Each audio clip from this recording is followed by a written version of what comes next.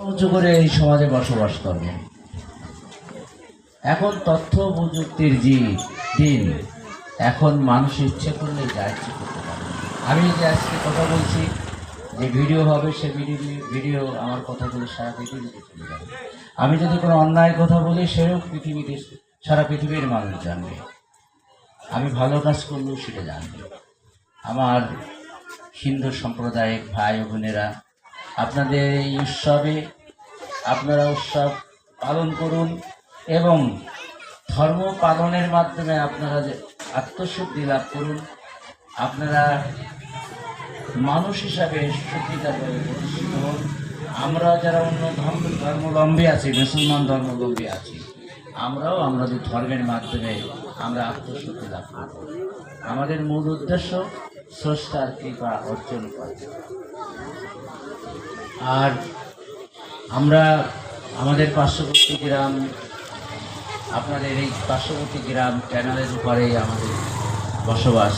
কন্যাকুড়ি গ্রামের সন্তান হিসাবে দীর্ঘদিন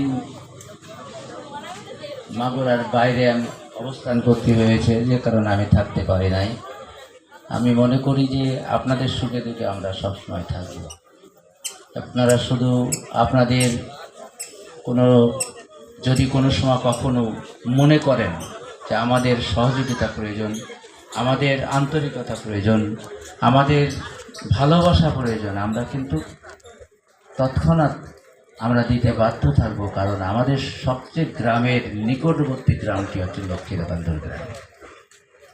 আপনারা একটা জিনিস আমি বুঝি না, আপনারা জানি না আমি আপনারা কীভাবে আপনারা মনে করেন বা আপনারা চলেন। আমি বারবারই বলছি যে আপনারা কিন্তু এদেশের নাগরিক হিসাবে আমাদের সবার সমান অধিকার। আপনি বুক ফুলিয়ে চলবেন, আপনি আপনার কর্মকাণ্ড করবেন, আপনার পাশে সমস্ত মানুষ থাকবে। কোনো অন্যায়কারী কখনো কোনো সমাজে টিকে থাকতে পারে না।